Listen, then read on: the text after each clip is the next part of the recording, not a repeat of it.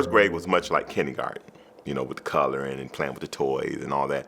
But it was when I got to the second grade is when I saw an issue surfacing.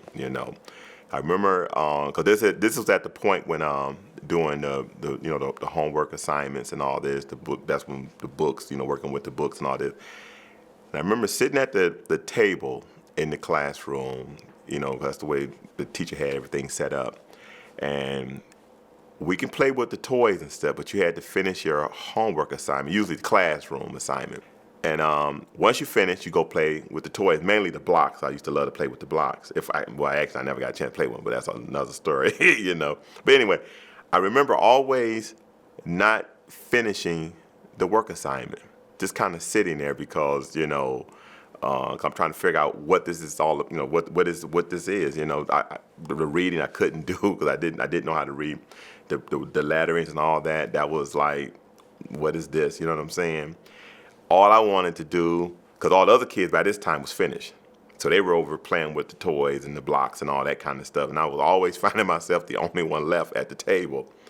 So, and this went on for maybe 3 weeks, I guess, Then I just got tired, and decided I'm going to go play with the toys too. I wasn't trying to finish this homework. I mean, not the homework, but the classroom assignment, because it was difficult. But the teacher would, she never really, to me, tried to help me with this stuff. It was just, this is what you are to do, and that's it. And she wanted to do what she did.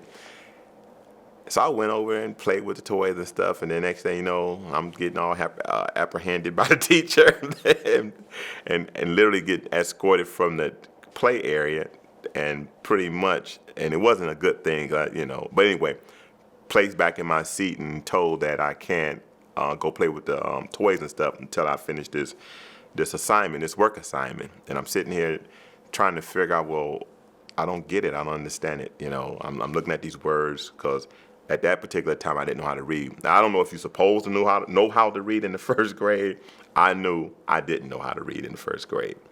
I saw the words and all that, and I never learned to sound the words out. I do remember I think I might have been in the first grade where we was looking at the letterings, the A to Z and all that, and they say the letter, pronounce the letters and all this kind of stuff, but there was no connection. So by the time I got to second grade, I was just there, just looking at this book and all these words and supposed to know this stuff. By the time I made it to third grade, because second, I was held back. Third grade, I think because they just start passing me on. So by the time I got to, second, third, fourth grade, I'm so many grades behind. I don't even know where I was at, because I remember by this time I was in middle school. That's as far as my education went to middle school. And I remember the what they call them, counselors, whatever they call them, when you go to the office, was asking me, and then this is kind of funny, what grade I was in at the time, because I got sent to the office for drawing. Because at this point, I kind of figured out that I wasn't going to get this, and this is as far as I was going to go. So what I did was learn how to be quiet, try to be as invisible as possible, you know what I'm saying? Because you don't want to draw any attention to yourself. And I was aware that the other kids was getting it. I wasn't. And I didn't think it would have been fair to be interfering with their education. At least that's what I learned, that's what it was back in that time. And so drawing is what I pretty much started doing to keep other than just feeling like part of the furniture, giving myself something to do while I was sitting there. And so, but anyway, I got sent to the office for that, Thank God I didn't get suspended. Probably could have, but anyway, I didn't. I learned, as long as I don't draw no attention, everything is okay. And I remember one time being in class, and how the teachers will pass out the assignments for the kids to do, but they'll have another kid to do that, So I remember one of the kids was approaching me to hand, because he'd been handing out paper or whatever the teacher was trying to hand out, to hand it to me, and the teacher stopped him and said, "Oh, he's just too stupid to do this, so don't even waste your time." And the child just looked at the teacher like, wow, what was that all about? You know what I'm saying? So the child, just skipped me, and I looked up and heard and saw what was going on, and just start back drawing again. So I spent a lot of time drawing. So people wonder why my drawing skills is as good as it is. Like I tell them, I had a lot of practice. I had to do something while I was in that classroom, because nobody did anything, and I have a transcript to reflect that. I was taught that I was stupid. That's what I learned. It was stupid, dumb. And I accepted those titles because I had nothing to work with. I had the grades to reflect it. And the teachers are saying it, so how can I argue with them? So I accepted that. But anyway, to get back to this holding the kids back, I was in the same classroom, same teachers a lot of times, same curriculum, same method of teaching, and expecting to do what? And I did exactly what I was supposed to do, continue to fail. Because there was nothing in place so that I can, to gravitate to or to help me to move forward, because I was with the same old stuff. My parents didn't really talk about a lot, especially about school, because they didn't have much of an education themselves. They did go to high school, I will say that much. Both of them went to high school. My mother was trying to be supportive of my circumstances because she knew something wasn't quite right. And I do remember her buying paper and pencils and would sit me down and try to work with me and all this kind of stuff. But my father, his thing was, he just blamed me. He said I was stupid and dumb and never amount to anything because he was in agreement with the teachers and stuff. So, he made matters he made it a lot worse than it should have been, because he didn't do anything to investigate, on what the circumstance or what my circumstances was, on why his son is not reading well or performing academically, why it's like all the rest of the children or whatever. So, I still love them, but they did some damage, because they didn't know what to do, And I was mad at them for years, because I figured, well, can y'all sue these folks? Y'all should be able to sue these folks. Because if you had took me to the hospital, you know what I'm saying, and I was damaged by the doctors, you can get a malpractice lawsuit on these folks. I said, now here it is, an educational institution where you're basically forced to go here. There's a state law, the compulsory law, so they force you guys to put me in there. To put me into this institution. And they did not deliver on that service. So what happens then? I said, I always told my mother, y'all should have been able to sue these folks. You know what I'm saying? I was pissed. And right now I'm injured by this. Seriously, I can't. I've been working labor type jobs. I'm working shamefully under my potential. I feel like I'm dying every day because I'm not doing what I'm good at. And I'm so frustrated, and thank God I got good coworkers and stuff that understand, that ask me, why are you here? When we're talking and stuff, and they say, why are you here? Because they see some of the stuff I do, like I'm drawing, my building and all this, and they see me get frustrated and stuff because they know, the profession I'm in is a janitorial profession. It's a good profession, but it ain't the one I want to be in. I want to be more into engineering and stuff, but unfortunately, due to my circumstances, that's just a dead dream right now, and I hate that. I really hate that. When I was in grade school, I'd always wanted to actually be a pilot because I love airplanes, then and now. And but as time went on with my drawing, I started realizing I was more interested in designing aircraft more so than flying aircraft. So when I talk about being an engineer, that's pretty much what I'm talking about. Because now I'm to the point where I want to get into designing spacecraft, But I still love aircraft, but I want to do spacecraft now. And then just machines and stuff, period. I love mechanical things. Not much computers. I like computer, but I like mechanical better. And still to this day, I love doing this kind of stuff. I just do this stuff naturally. I can build anything I draw. I can make functional. Most of the aircraft that I design are functional. And I prefer to do functional models, but I could do display models. I do those too. but I prefer to do functional models. It's more of a challenge, and to me that's being an engineer. But unfortunately, because of my education being what it is, the lack of, in my case, no education, as far as what folks will recognize, I can't get into no schools or no training because you have to have at least a GED to get in, or a high school diploma, whatever, to get into high school or whatever. Not the high school, I'm sorry, to get into college. But I'm sitting here with all these, because I still got a lot of skills in me now. They've been crushed a little bit over the years. And unfortunately, a lot have been replaced with anger, frustration, and stuff like that, because I'm sitting here and as a janitor, I'm cleaning toilets when I want to be designing a propulsion system for an aircraft or a spacecraft. But I'm mopping the floor when I want to be painting or drawing, and I'm washing windows, when I want to, design or build a schematic or something, you know what I'm saying? And I'm not getting that opportunity. And unfortunately, the opportunity will never be there because I'm 49 with no formal education, and nobody, no company or anything gonna allow a door to open for me to come in there and to try to perform what I do naturally, and that hurts, and that kills me every day I go to work. Not to mention I'm being paid absolutely no money. I'm struggling daily for my mere survival when you got engineers that's making $30, $40 an hour, and I'm sitting here, barely making $10 an hour with skills, that are basically hidden, and I'm not doing anything with it not because I don't want to, because the opportunities are not there for me to do anything with them, and that is extraordinarily frustrating. Despite all that I've gone through with trying to obtain a formal education and wind up feeling more like I was forced out of school than dropped out of school.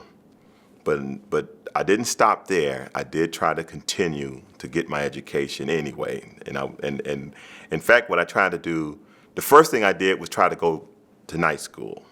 That didn't work.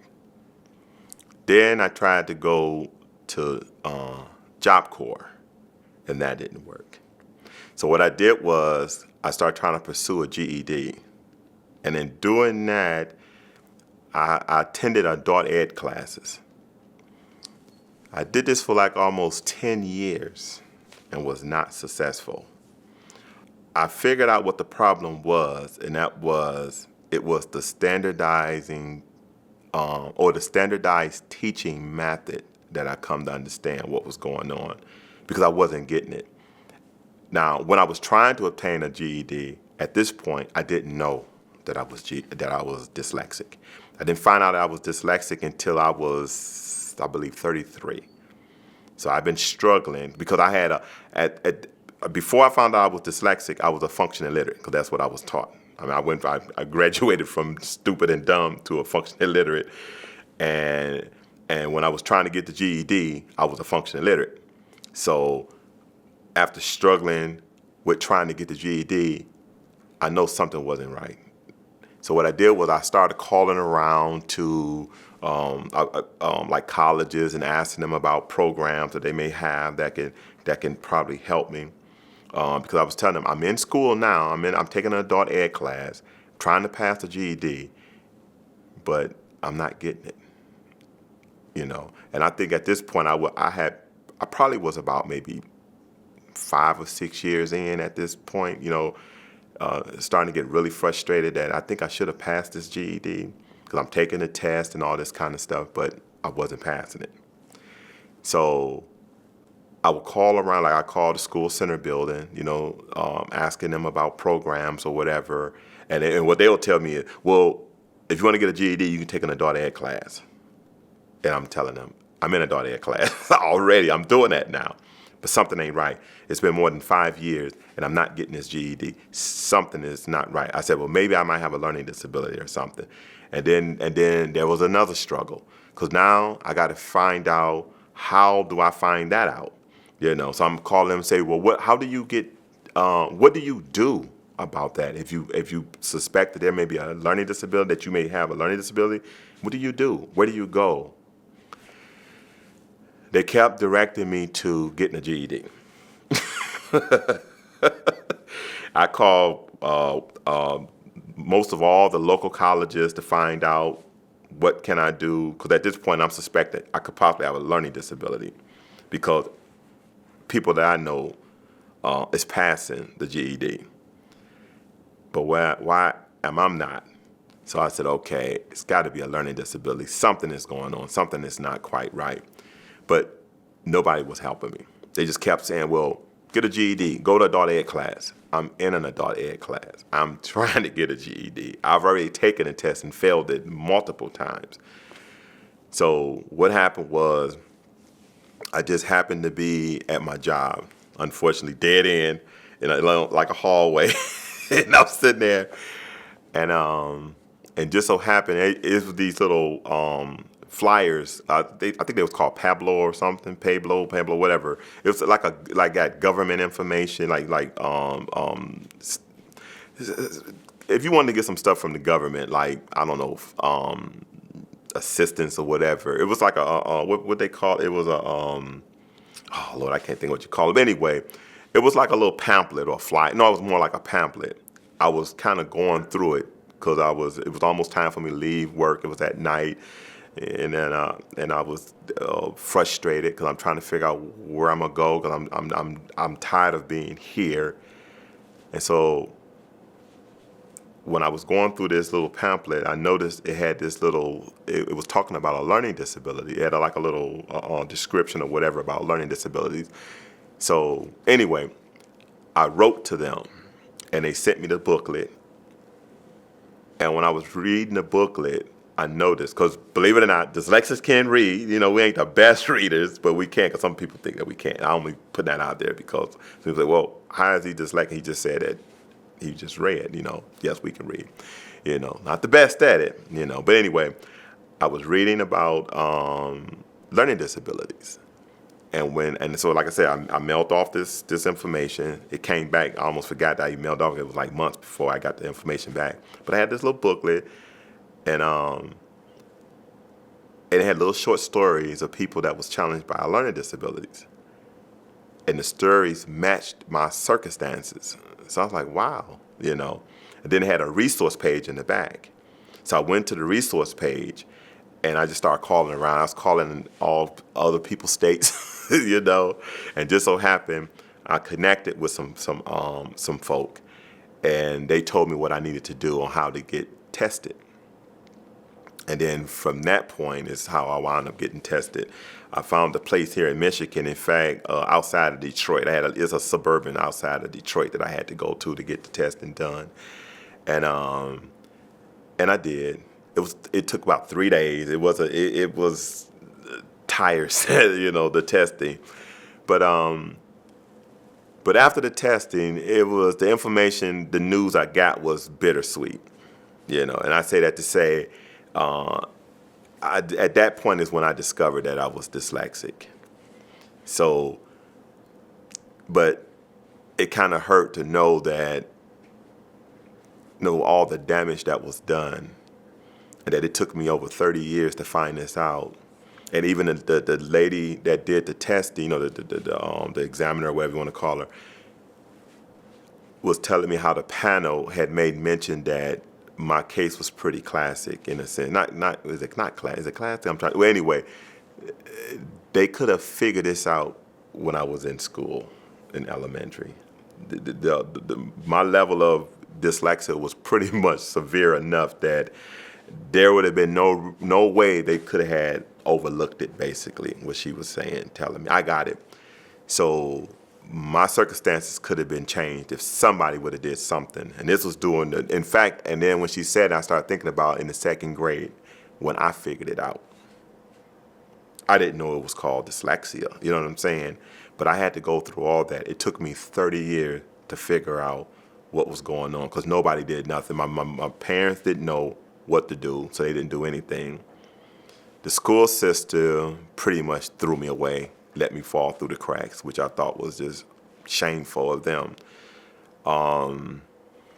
And it was just terrible, But now, I know now. That's why I said it was bittersweet, because I know now, but then all that I had to go through. So what I'm kind of doing now is cut my losses and trying to move forward. And I'm finding that very difficult because all the doors are still closed. And as far as the GED, I never achieved the GED. In fact, it took me almost 10 years to get the 200 plus points that I needed to pass the GED, to only lose all those points because, unfortunately, they revamped the test or revised it or whatever, and they threw everybody points out. And unfortunately, after 10 years of trying to get my GED, anybody understand how GED work? I think at the time, I needed 240 points to pass. And I needed, I think at the time, like 8 to pass because I had over 200. But when they revised the test, they threw all my points out. 10 years of struggling to get those points gone. So I have no intentions on revisiting that nightmare because I understand what it's all about now. Until they change the teaching method, I'm wasting my time. Now, as far as all that being held back in school for all those years, wow. Say I stayed. In fact, I didn't leave school until I was like about 18. It's a long story behind it because I left school at about when I was in the 8th grade, but I was 18. But the thing is that technically I wasn't really in the 8th grade. I was actually in the 7th, but that's a long story, But yeah, it was difficult being in school at that age. When you're older than your peers. I mean, at 18, you're not having fun at 18 in the 7th grade or the 8th grade for that matter. Because you can't do kid stuff because you're not a kid. You're 18. Okay? And nobody thinks about that because everybody's saying, well, you should be held back as long as you need to be held back and all this. But realistically, it doesn't work like that. When you're 18 in school, you are an adult. You can sign contracts that are legal. It's a lot of things. If you put your hands on someone, it's legal. So in my case, I stayed as far away from the kids as possible because that's what they were. They were kids, and I was grown, basically. So that was traumatizing in itself. And in fact, that's when I left. I had to leave. I had no choice. I wasn't going to be there until I'm in my 20s in the 8th or 9th grade. At this point, it was about my survival. It was about getting out in the world and doing what I needed to do to survive, But no, it was terrible being that old in school because your social skills are being destroyed. You walk, like I said, you walking through the hallway. Your peers. At this point, my peers were no longer walking through the hallways anymore because at this point, they're going to high school. I've actually seen children from the other grades surpass me, leaving out, coming just like because my peers were gone. My peers had been gone. They left the physical school building. They're in a whole new building because they're in high school now. And so I stayed long enough to watch other children leave. That I had when they held me back. Those children were leaving, going to high school. I watched them go to high school. So it was terrible, but it's like nobody seemed to care. But I had a teacher, a substitute teacher that happened to come through. How can I put it? It was a substitute teacher that just came to try to help. Unfortunately, she came too late. And she the one that pushed to have me put in the 8th grade, And I remember explaining to her that you the first that actually even cared enough to even try to do anything. But I believe it's a little bit too late. You just came a little bit too late. But she did all that she could. Because I remember how she was real frustrated about my circumstances. Because when I met her, I was in, I think, a math class or whatever. And you know what kids do when a substitute is in the classroom.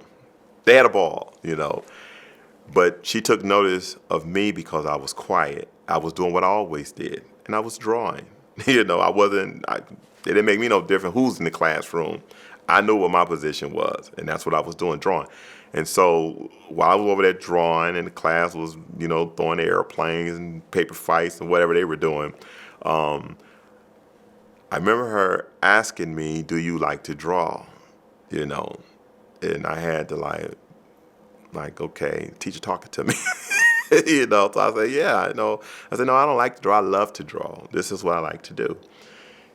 And I was just amazed that the teacher was just talking to me, not attacking me or putting me down or telling me how stupid I was. So I found that a little strange. But anyway, she told me, she said, well, no, after she asked me that about do I like drawing all that, and I told her, yeah, we talked a little bit, and she was asking me what I was drawing. I was drawing spaceships, aliens, and all this kind of stuff. So she said, oh, so I see you like to draw. She said, well, no. What happened was I told her that I can't wait till this class is over because my next class is art. Because art and science were my favorite classes. I loved, and I could never understand when people, now I loaded math, but I loved science.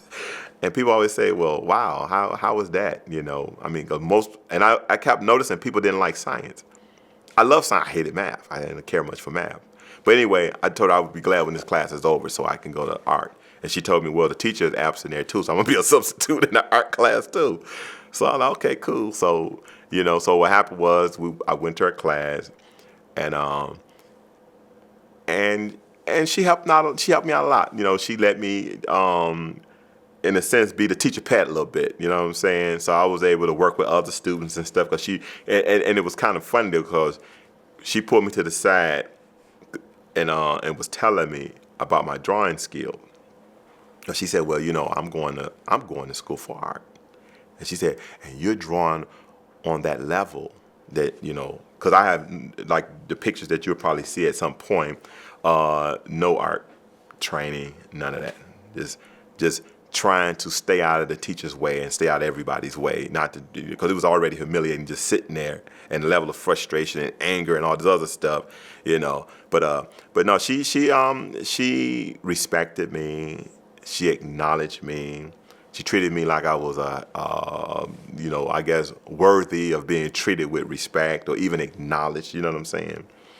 And for the rest of that year, she let me do a lot of stuff with it, because she knew I can draw pretty good. So she had me working with other students, with helping them with drawing and all this kind of stuff. It didn't matter what it was, I can do it, and she liked that. So she.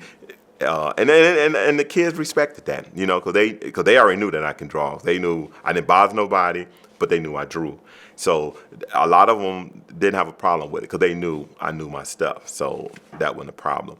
But then I noticed she was concerned about my academics and the fact that I was, failing and behind. When she found out how far behind I was, she was appalled by that. She really was seriously appalled.